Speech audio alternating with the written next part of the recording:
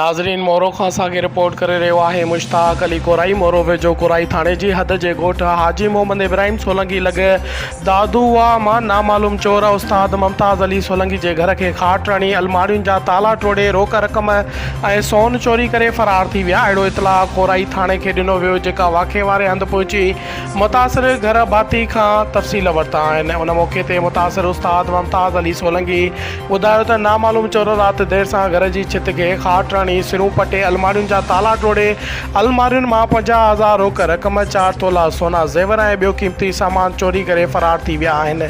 मां हिकु उस्ताद आहियां, पघार मां मस ज़िंदगी जो गाॾो हलायां थो, मथां नामालूम चोर सभु कुझु चोरी करे विया आहिनि। असां सां वॾो ज़ुल्म थियो आहे। उन IG सिंध DIG शहीद बेनज़ीर आबाद ऐं SSP नुशरो फिरोज़ खां मुतालबो था करियूं त थियल चोरी वापसि कराए मुलविस खे कानून जे कटहरे में आणे इंसाफ़ फराहम कयो वञे।